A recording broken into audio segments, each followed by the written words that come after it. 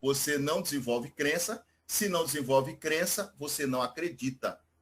Então, observem que o estudo dentro da casa espírita, ele tem uma finalidade: desenvolver crença, desenvolver fé. Essa fé que Kardec está falando aí é a fé raciocinada, que usa a razão para você meditar e você escolher. Você não vai ser imposto a crer.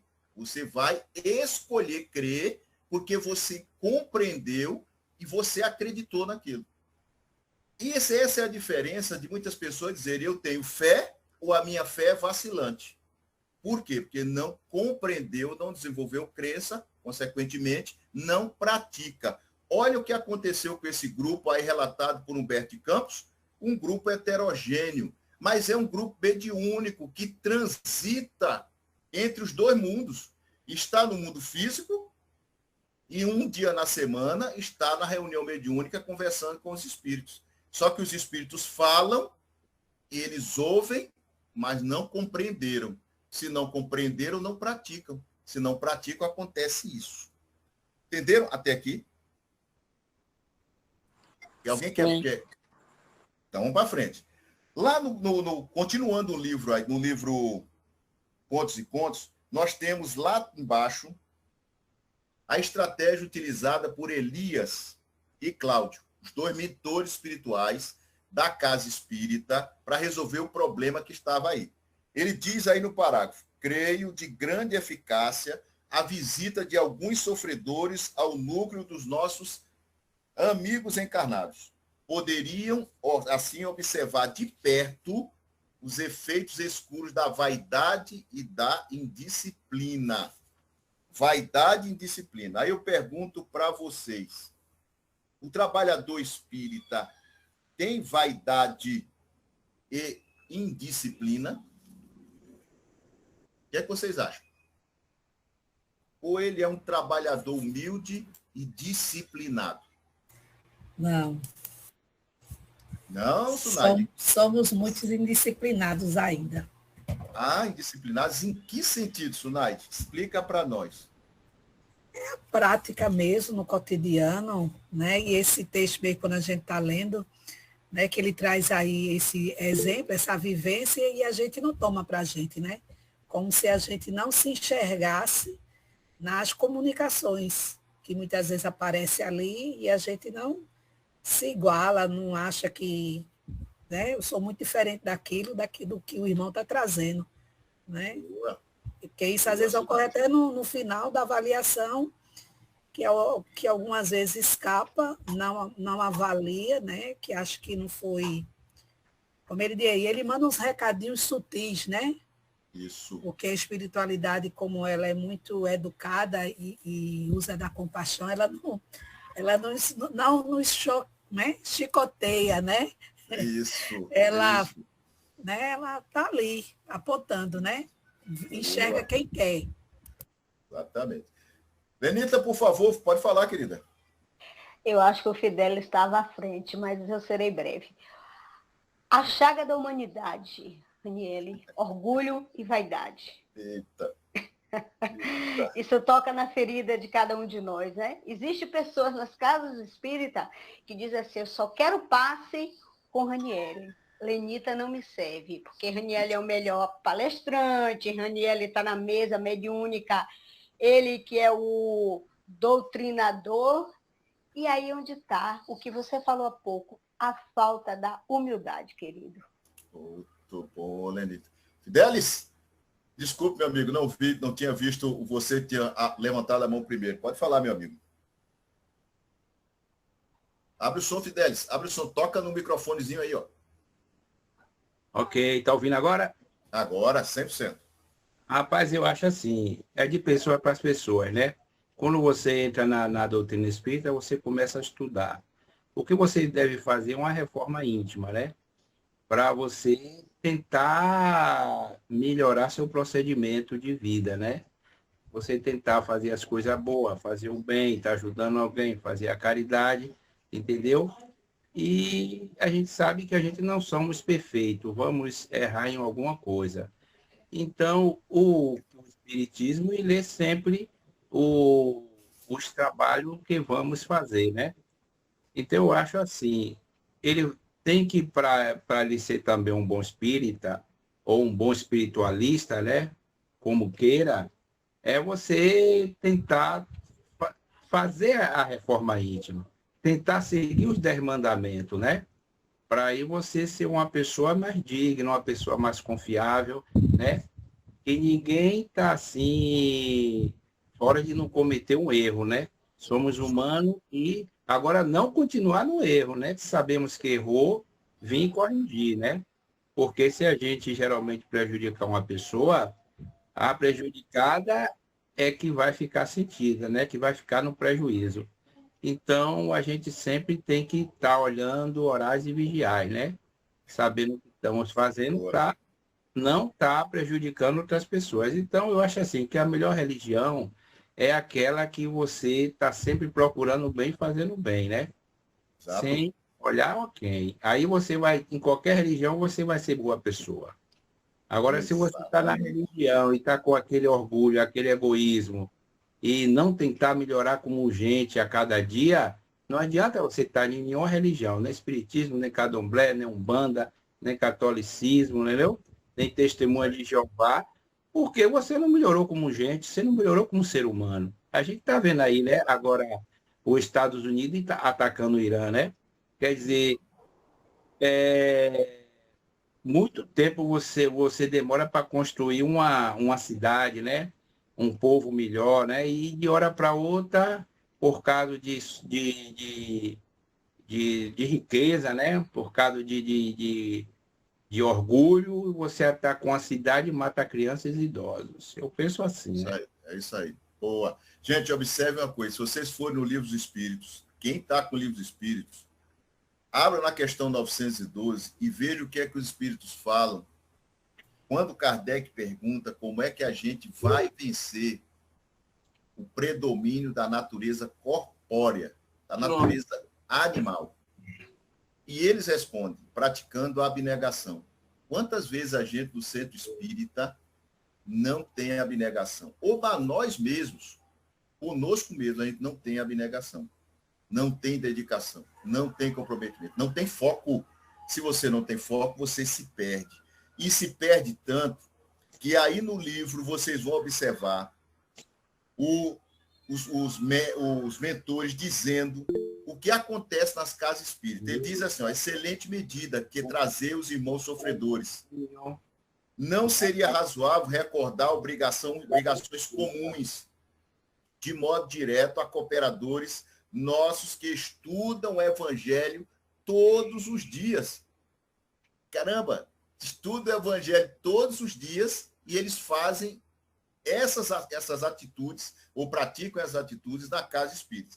Aí eu pergunto, de que adianta estudar o evangelho se dele você não retira nada que te transforme, como falou o Fidelis? Sunaide, você levantou a mão, pode falar, querida.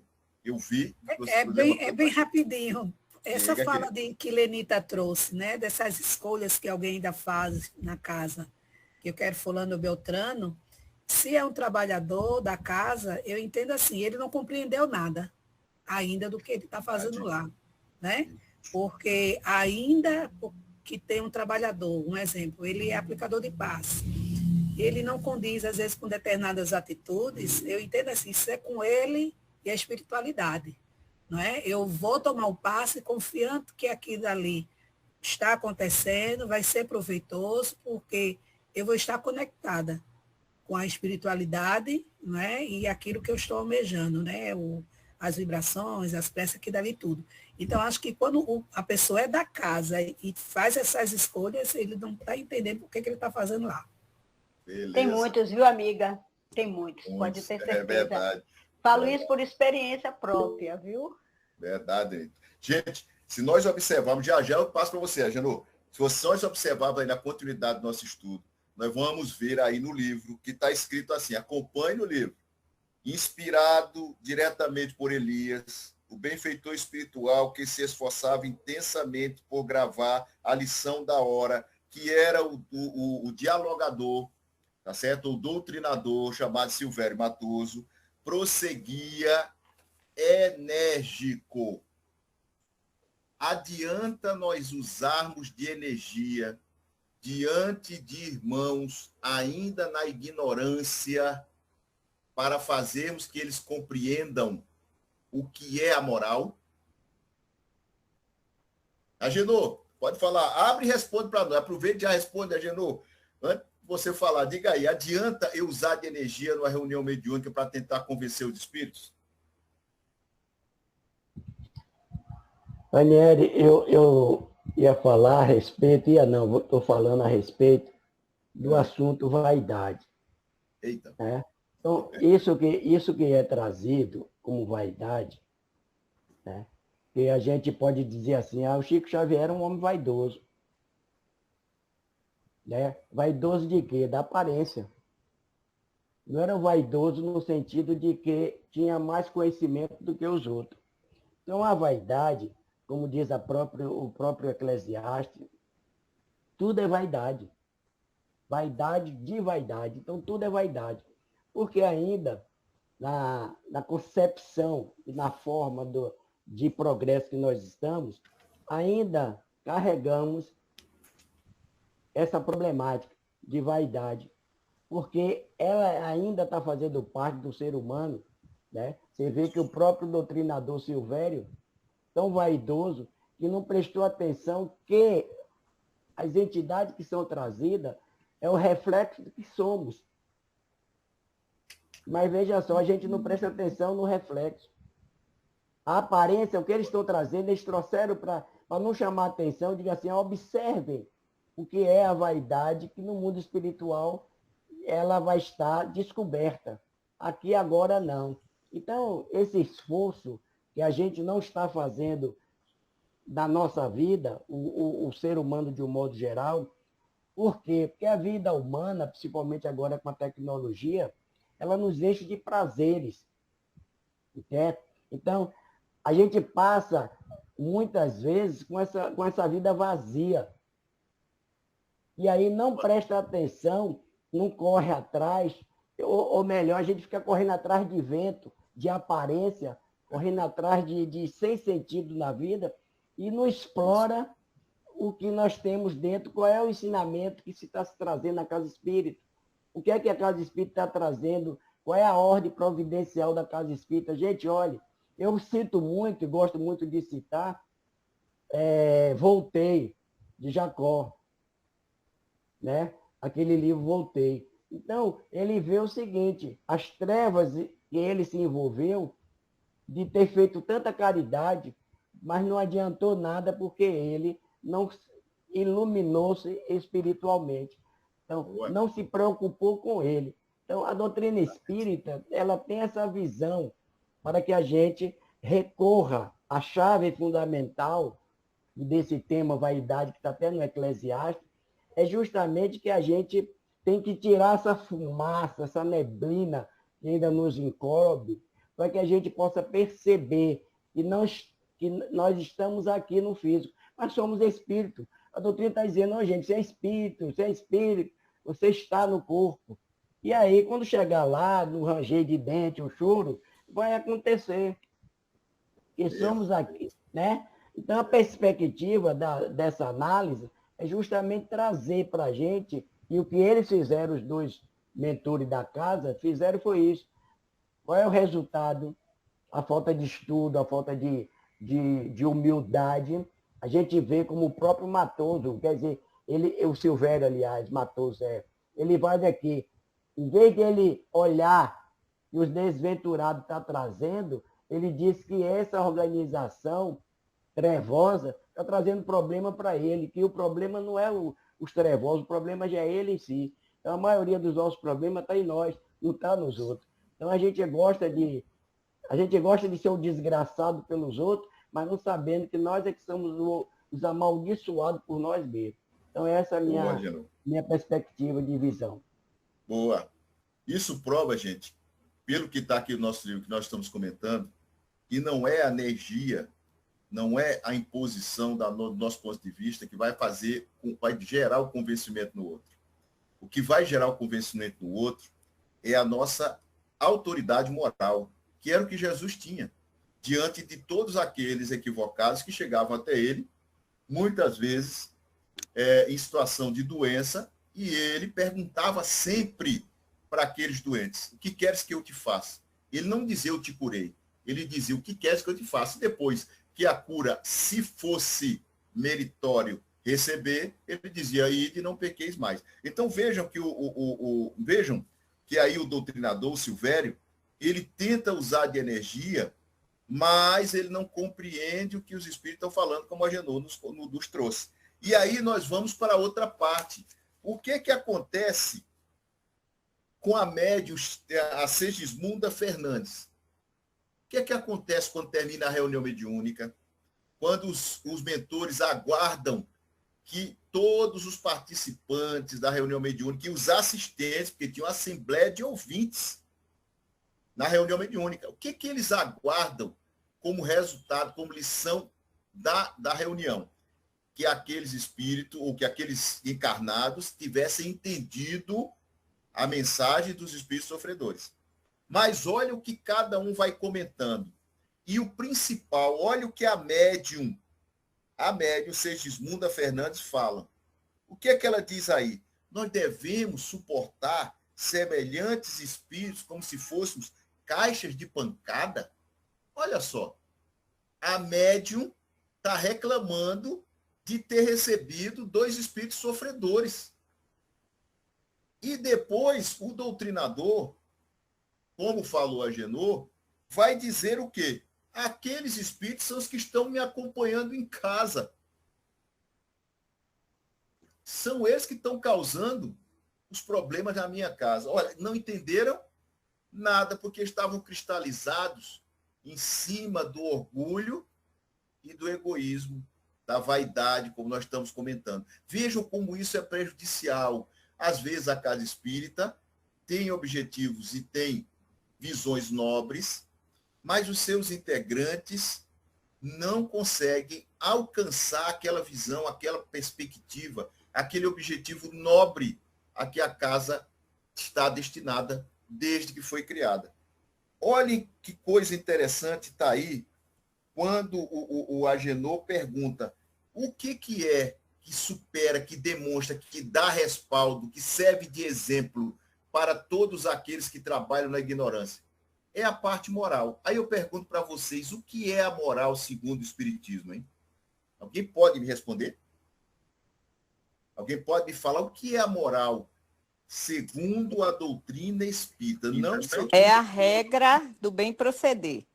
Eita, excelente. Onde está isso, hein?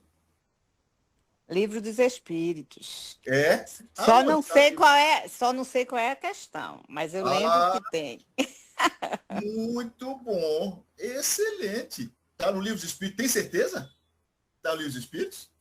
Tenho sim, é a regra do bem proceder. Kardec questionou a espiritualidade sobre o que é a moral e respondeu, é a regra do bem proceder. E a gente só é infeliz quando a gente se afasta dela.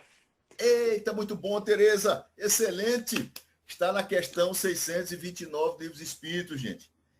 A moral, segundo a doutrina espírita, que embasa toda a filosofia, a regra do bem proceder segundo a lei de Deus. Quando eu me afasto da lei de Deus, eu sofro ou não sofro? É aí que entra aquele conceito que a gente tem do pecado. O pecado para os judeus, quando Jesus tratava do erro, do pecado, ele não tratava como nós entendemos hoje. O pecado para os judeus vem de pecatus, e pecatus é errar o alvo. Então, quando eu peco, eu erro o alvo. Agora, eu erro o alvo, eu não posso acertar o alvo? Posso. Então, quando eu peco, eu não sou condenado. Quando eu peco, eu aprendo, me corrijo e volto para o caminho do bem. Essa moral que está aí na questão 629 vai embasar você discernir o que é o bem e o que é o mal. Porque ele vai dizer na questão 630, quem tiver com o Livro dos Espíritos pode acompanhar, que o bem é aquilo que é segundo as leis de Deus. E o mal é aquilo que é contrário à lei de Deus. Então, nós não temos duas forças brigando no universo, bem e mal. nós temos o quê? Uma falta de compreensão do bem que gera um mal, que é a dor, o pecado resultante do meu descumprimento com a lei de Deus. Quando eu entro em sintonia com a lei divina, eu entro em harmonia com o universo e eu me conecto com Deus. Se eu me conecto com Deus, eu estou no bem. Eu estou amparado, protegido pelos bons espíritos, pelo meu anjo da guarda e por Deus. Então, observem que quando nós não compreendemos isso, nós entramos nessa fase que nós estamos estudando aqui. É a fase da intransigência e da ignorância, da escuridão do conhecimento. A fase das trevas, chamada treva, escuridão. E quando eu entro na escuridão, eu não consigo visualizar aquilo de bom que está em mim e as leis de Deus que estão em mim. E eu não consigo deixar aflorar a luz que está dentro de mim. Tranquilo até aqui? Agenor, levantou a mão, pode falar, meu amigo. Gente, interessante que nesse parágrafo aí, a médium está colocando uma situação, vamos supor que tivesse outros médiums que tem na sala.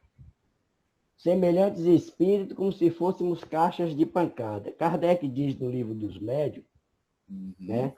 Dentro dessa impressão, ela que recebeu esse problema, não são todos.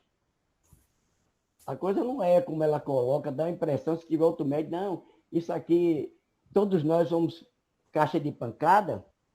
Não todo mundo é caixa de pancada, não. O problema é que ela é que está desorganizada dentro do processo que o médium é atacado na sua impressão nervosa. Então, o que ela está precisando, né? Essa impressão desagradável que incomoda ela se melhorar. Então, se ela se melhorar, quem experimenta essa problemática toda é ela. Os outros talvez não. Outros médicos não têm essa obrigação de receber essa influência, né? Porque ela recebe. Aí a gente vai dizer o que é mediunidade. Sintonia. Então, Isso. ela está sintonizada com o malfeitor, ela também vai receber dentro da ressonância. E é onde é? No seu estado físico, mental, na sua casa, como é que diz? Nervosa, né? No Isso. aspecto nervoso. Então, por isso que ela recebeu essas porradas todas que ela se queixa, mas ela tem que justamente estudar para se qualificar como uma boa médica. Boa, Genô. Alberto, fala, meu amigo. É rapidinho. Gente, naquela hora ali que eu saí, faltou energia aqui. Depois voltou. O que falta a esse médium e também a nós também é a disciplina. Quando o médium ele se propõe, quando ele traz esse compromisso de trabalhar a sua mediunidade com os sofredores, é uma oportunidade que ele está tendo para poder se melhorar. Então, muitas vezes, é o sacrifício que ele não quer ter para uma vida mais saudável. Então, a mediunidade vai exigir dele o que? Disciplina. Ele vai ter que sacrificar muitos prazeres que ele tem, os locais não podem frequentar, né? Pela questão da dissorção dos fluidos, né? Então, às vezes, esse sacrifício é que falta. Quanto em mim também eu percebo a falta de empenho por não exercer o sacrifício naquele propósito. E é por isso que, às vezes, a gente não, na vida da gente, em outras áreas, também não dá certo, porque a gente não sacrifica aquilo que é para sacrificar para ter êxito em alguma coisa, né? Ô, Alberto, muito bom. Gente, olha só, olha o desfecho disso tudo após os 2 mentores trazerem os espíritos para darem uma lição, um ensinamento, os médiuns da casa não compreenderem e saírem por um caminho completamente equivocado.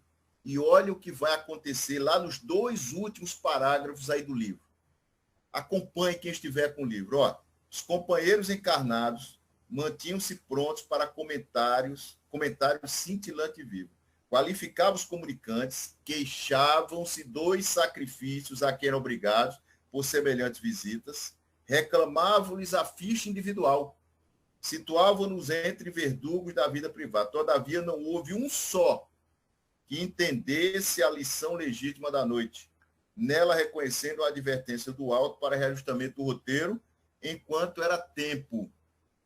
E finaliza Humberto de Campos. Ninguém percebeu que, doutrinando os espíritos, o grupo estava sendo igualmente doutrinado.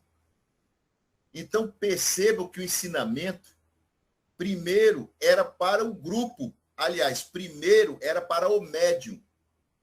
Depois para o grupo, para depois você jogar para o outro. O que acontece é que muitas vezes, ou na maioria das vezes, a gente, por uma questão de comodismo ou de fuga, atribui a responsabilidade dos nossos atos a causas externas e nós não assumimos a responsabilidade. Aí vem aquela aplicação que os espíritos colocam em todo o livro Céu e Inferno e depois Kardec vai desenvolver na Gênesis.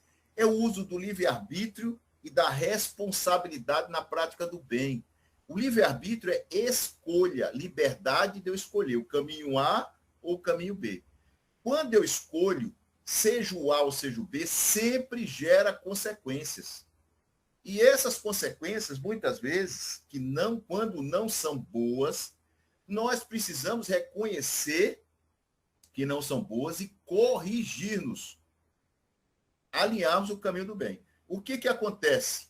Acontece que a vaidade, o orgulho não deixa e gera a briga, o desentendimento dentro do grupo, seja na casa espírita, seja no grupo familiar, seja no estudo, seja no trabalho. Para falta de entendimento e compreensão, gera o atrito. E do atrito gera a desestruturação, o afastamento. Quantas pessoas na casa espírita têm um posicionamento, não conseguem ouvir o outro, e quando não tem a sua posição adotada, abandona a casa espírita e vai para outro lugar. Ela está sempre com um vazio interior, porque ela sai de uma casa, vai para outra, vai para outra, vai para outra, e não consegue se completar, não consegue se iluminar, não consegue se preencher. Vejam que essa casa, com certeza, passará por mais dificuldades ainda, porque com a exacerbação dessas qualidades, que nós observamos no primeiro parágrafo, a tendência é ruptura. Vai chegar um momento em que alguns, compreendendo o que estava sendo ensinado, diferente desses que têm uma visão equivocada pelo orgulho e a vaidade, vão ser afastados do grupo. E o grupo vai ser tomado por entidades ou por trabalhos coordenados não pelos mentores, mas por espíritos equivocados. Aí vem a pergunta: a mediunidade é imposta para nós? Alguém é médium, encarna com mediunidade imposta? Ou você pede essa mediunidade do planejamento espiritual para você vir desempenhar aqui um trabalho de amor, para primeiro você se corrigir e depois você auxiliar os demais? O que vocês acham? A mediunidade é imposta? O que é a mediunidade com Jesus, afinal de contas? Fidelis, levantou a mão? Por favor, meu amigo. Ô, Kelly, eu acho que a mediunidade você vem com ela, entendeu? Isso. Todos nós somos médios. Agora, cada um vai desenvolver a mediunidade como, assim, determinado ambiente, né? Às vezes você tem uma mediunidade no sonho, outros têm uma mediunidade em desenhar, outros têm uma mediunidade em olhar para a parede e ver muitos desenhos, entendeu? Porque cada um desempenha uma mediunidade. E a mediunidade, todos nós somos médios. Agora falta as pessoas desenvolverem, né? Para cada aptidão que tenha, né? Como eu falei aí, um gosta de pintura, outro gosta de sonhos, né? Interpretar sonhos, achando que aquele sonho é uma premonição, ou se não é um ganho. E aí vai. Eu acho que a mediunidade já nasce com o ser humano. Aí ele tem que desenvolver. Você acha, Fidelis, que a mediunidade já é intrínseca e inerente ao ser humano? Eu acho que você já nasce com ela. Agora, Exato. Você tem que desenvolver de acordo com sua convivência, né? Isso. A mediunidade ostensiva é que é diferente, porque alguns têm mediunidade ostensiva, muitos mais do que outros. Agora, vejam só, a mediunidade ostensiva, ela não é imposta. Ela vem do teu planejamento que você pediu para vir. E tem desempenhar uma finalidade, tem uma utilidade aqui no nosso plano encarnado. O problema é que a gente não se lembra do compromisso que a gente fez. E quando chega aqui a coisa se torna pesada, aí você tenta fugir, não é? Tenta, não quero, isso aí não é para mim, isso aí não é aquilo, é aquilo, e vai fugindo, tentando escapar. Mas essa mediunidade, ela é uma oportunidade de você se soerguer, de você se levantar. Essa mediunidade com Jesus é que é amor e abnegação. Vejam que Chico, Divaldo, Ivone do Amaral Pereira e tantos outros médiuns ostensivos passaram por provações enormes, mas se mantiveram fiéis à doutrina, a Jesus e a Kardec.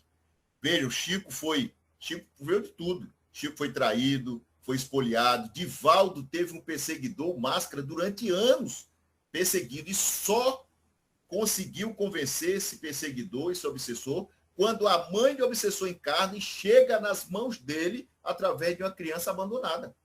Observem até onde o médium é provado. E nós?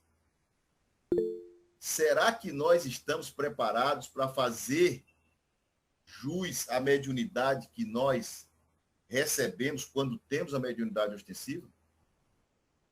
Tereza? E vem a questão, né, quando o médium não cumpre a sua missão aqui como médium, aí chega lá no mundo espiritual, vem o fracasso, né? E aí tem o livro, não lembro o nome, mas nos livros de André Luiz tem o fracasso dos médiuns, né? Ali citado, que aí você vem, pediu aquilo ali, missionário da luz, né, Sinaide? Pediu ali e você não cumpre, né? Exato. E aí vem o arrependimento depois. Não é pior isso do mundo espiritual, Tereza? Chegar lá e dizer assim, caramba, eu tinha uma ferramenta maravilhosa e joguei fora. Não é não? Com certeza. Aí você vai para a colônia espiritual, teu anjo da guarda diz assim, meu filho, senta aqui no meu colo, vem cá. Caramba, eu fiz tudo para tu cumprir a missão lá embaixo e você foi rebelde. Vai voltar. E vai voltar médio de novo. E olha o sofrimento de novo, tá certo? E é por isso a importância, né, de nós, assim, porque às vezes a gente nem sabe, mas a gente também tem algo a fazer. E aí a gente pedir orientação aos nossos anjos protetores para nos auxiliar isso, né? Não me deixe fracassar, não me deixe fracassar. E essa oração aí importante para que nós não, já com o conhecimento que nós temos, um pouquinho, né? Que a gente vem estudando, esse pouquinho, que a gente possa pedir ajuda para nós não fracassarmos. Boa. Gente, meu horário encerrou. Eu queria agradecer. Eu espero ter atingido o objetivo com vocês. Espero que vocês tenham gostado do estudo, porque aí a gente penetra nos meandros do que Humberto de Campos quis trazer para a gente. E aí a gente consegue entender um pouquinho do que veio no capítulo. A gratidão a todos e a todas. Lenita, eu vou passar para o Alberto. Alberto, já que o tempo acabou, Alberto, depois franqueia a palavra para você. Alberto, meu amigo, muito obrigado. Com você a palavra. Obrigado também, Teo. E a dinâmica foi maravilhosa, viu? Espero que os outros palestrantes também adotem essa postura, porque a participação torna o estudo mais rico. Maravilhoso. Parabéns. Agradecer, realmente foi muito bom, foi proveitoso, rendeu, que é o objetivo, né? Foi muito interessante. Tem um livro de Luiz Gonzaga Pinheiro, que é Diário de um Doutrinador. É bem interessante esse livro. Ao término do livro, ele faz ele tem 10 perguntas para a gente, como trabalhador de reunião mediúnica, a gente se autoavaliar, né? Ele diz até assim, pontue, né, de 1 a 10, porque aí você é que vai se pontuar se você atende aquelas perguntas que ele faz. É bem interessante, da nossa assiduidade, se a gente se dedicou, se a gente procurou ser espírita, não só no centro, né? Principalmente fora, que é o desafio maior, né? Que na casa espírita todo mundo é santinho, todo mundo é voz mansa, serena. Seu Mário?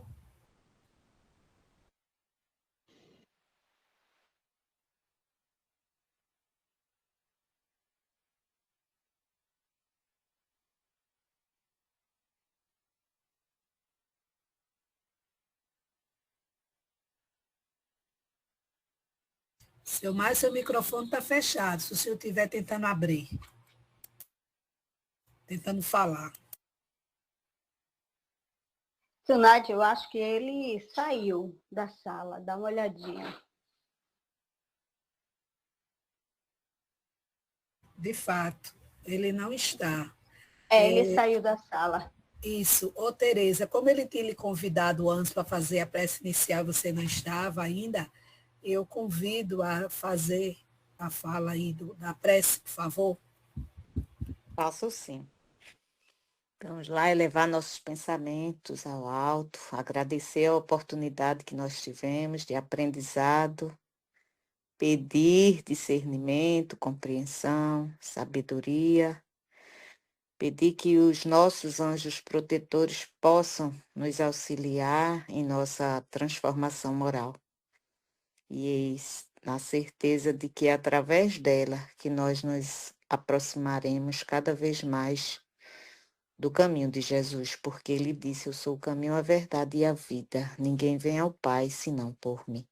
Então, que possamos nós estarmos cada vez mais envolvidos nos seus ensinamentos e na nossa ação diária, na nossa prática, poder colocar seus ensinamentos. Na certeza, Jesus, de que estás sempre conosco. Te pedimos proteção e livra-nos, Senhor, de todo o mal. Que assim seja. Que assim seja. Eu coloquei aí na tela só um pedacinho desse questionamento que tem no livro, está na última página. Como ele diz aí no sexto, ó, conseguir ser espírita fora do centro espírita, guardando-se as proporções, mas estimando sua relatividade com esforço compreendido. É bem interessante. O livro é bom. Su, Oi. eu vou ser breve. O que todo estudo, Daniele, me fez ir em uma das comunicações que o Kardec dá após o seu desencarne. E na sua comunicação, ele nos diz em uma das partes, o que eu vos recomendo principalmente e antes de tudo é a tolerância, a afeição, a simpatia de um para com os outros e também para com os incrédulos. Isso foi uma comunicação que o Kardec deu após o seu desencarne. Para a gente ser tolerante, né? Isso aí. Gratidão a você, tá? Um abraço a todos. E foi muito bom o estudo. Bem leve. Né? E bem para se pensar. Gratidão a todos pela participação. A Kelni, né? Pronúncia deve ser assim. Isso, também agradecer pelo estudo. Foi muito bom, foi interessante. A forma de trabalhar. Pelo que o pessoal trouxe aqui, muita gente já faz a tarefinha de casa, né? Obrigada aí a todos os colaboradores, irmãos que participaram e enriqueceram o nosso estudo de hoje. Então, uma boa semana a todos e até o próximo domingo.